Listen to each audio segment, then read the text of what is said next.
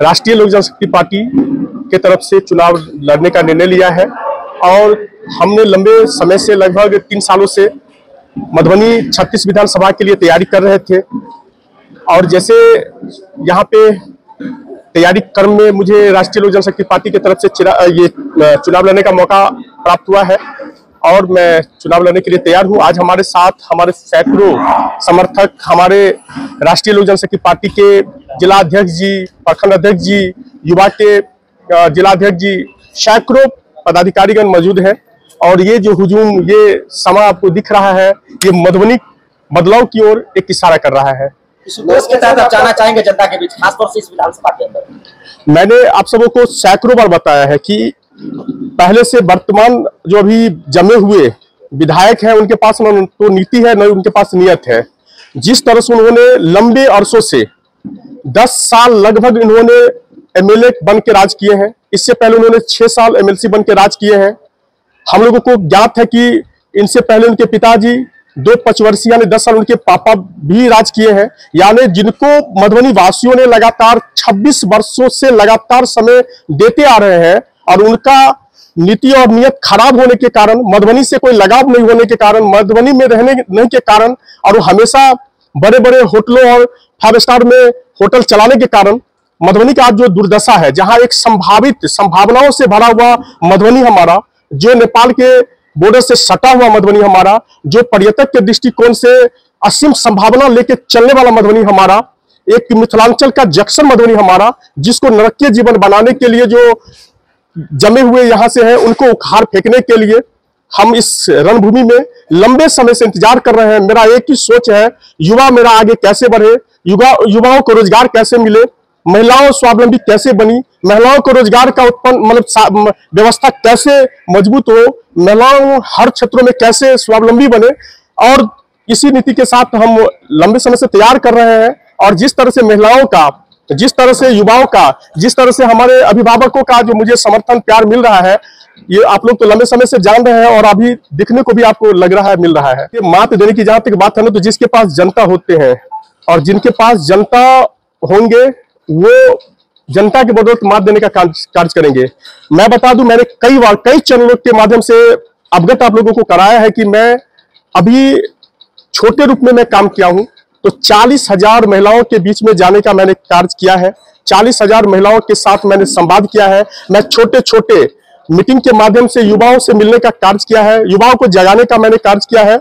और जिस तरह से युवाओं का, महिलाओं का, हमारे बुजुर्ग गार्जियनों का, अभिभावकों का जो एक सोच है कि मधुबनी विकसित बिहार की ओर बढ़े, इसके लिए ये तो निश्चित है कि उसको मात अनिवार्य रूप से दे सकते हैं। मुद्दे के तहत आप मैदान में आए हैं। मधुबनी का विकास कैसे हो, मधुबनी मेरा सुंदर मधुबनी कैसे कहलाए, मधुबनी जो जर्जर व्यवस्था है, मधुबनी का रोड नरकीय रोड में परिणत हो गया है, रोड कैसे बने, यहाँ पे युवाओं को स्टेडियम कैसे मिले, युवाओं को खेलकूद का मैदान कैसे मिले, महिलाओं के लिए महिला हाट कैसे मिले।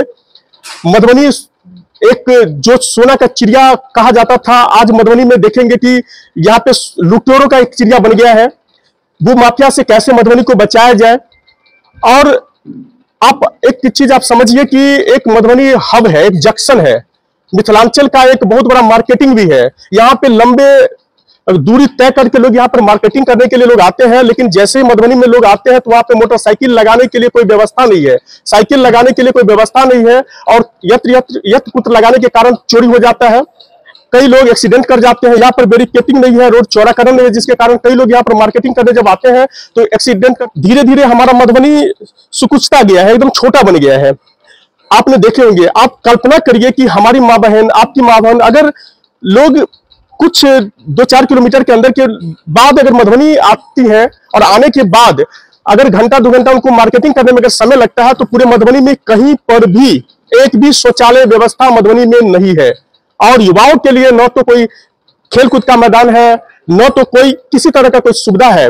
इस सबके बदलाव की ओर इस बार राष्ट्रीय लोक जनशक्ति पार्टी कमर कस के कड़ी जोर मेहनत करके ये सीट हासिल करेगी और मधुबनी के विकास में अहम भूमिका निभाने का कार्य करेगी। देखिए, ये कहने की बात नहीं है और हम किसी अलग गुट में नहीं गए हैं, एक परिवार के सदस्य के अंदर ही हैं। हमारे सौधरे पद्म भूषण रामविलास पासवान जी, जिन्होंने बिहार वासियों के लिए कुछ करने का सोचे हुए थे, करके दिखाने का उन्होंने कार्य किए हैं। एक ऐसे 2005 में मुस्लिम प्रेमी बन के उन्होंने दिखाने का कार्य किए हैं, जब उन्होंने एक घोषणा किए थे कि मैं अगर बहुमत में आऊंगा, मेरी सीट ज्यादा होगी तो मैं मोहम्मदन मुख्यमंत्री बनाऊंगा। उन्होंने 30 एमएलए जीतने का कार्य किए। जब 29 एमएलए जीतने के बाद माननीय उस समय में हम लोगों के आरजेडी के सुप्रीमो लालू प्रसाद यादव जी थे, उनको ये बात गुजरा। उन्होंने इस बात से सहमत नहीं हुए और उन्होंने इस रामविलास पासवान जी की जो सोच थी उस पर उन्होंने पानी फेरने का कार्य किए। अंतोगतवा दोबारा री इलेक्शन हुआ। इलेक्शन के बाद उन्होंने 2 से 3 विधायकों पे सलट गए। यानी अगर उस समय थोड़ा सा उदारता दिखाते राजद सुप्रीमो लालू प्रसाद यादव जी ने, तो हमारे बिहार के मुस्लिम मुख्यमंत्री भी हो सकते थे। और मुस्लिम मुख्यमंत्री होने का एक ही कारण होता कि हिंदू, मुस्लिम, सिख, ईसाई आपस में हम हैं, सभी भाई भाई, ये एक संदेश जाता। और उनको राजद सुप्रीमो लालू प्रसाद जी ने नहीं होने दिए। तो एक त्याग करने वाले महापुरुष हमारे सौधरे पद्म भूषण रामविलास पासवान जी ने इस चीज को भी सत्यापित करके उन्होंने दिखाया है। और मैं बात के प्रति, पूरे बिहार के प्रति, आज अगर हम लोग बात करें तो हम लोग अगर रेलवे की अगर बात करते हैं तो जब था और हमारे अभिभावक अब तो नहीं रहे हम लोगों के बीच में, स्वर्गीय रामविलास पासवान जी, उन्होंने एक सोच रखा था कि हमारे बिहार वासियों के लिए मैं कुछ करूं। उसी उद्देश्य से जब देखे कि कोरोना काल का समय है और लंबे दूरी तय करके लोग बिहार की तरफ आ रहे हैं, कोरोना काल का समय है, तो घर पर जब आएंगे तो ये बिहार में आएंगे तो खाएंगे क्या। उनके दिमाग में एक योजना चली कि भाई हम कुछ कोऑपरेट करें, बिहार वासियों के लिए कुछ करें। तो उन्होंने एक प्रोपोजल लेके माननीय प्रधानमंत्री जी के पास गए और जो 5 किलो गेहूं और चावल आज भी मिल रहा है वो भी पद्म भूषण सौधरे रामविलास पासवान जी का ही देन है। तो जनता ने एक चीज ठाना है कि मधुबनी का बेटा चुनाव जीत के मधुबनी के विकास के लिए कार्य करने का कार्य करेगी।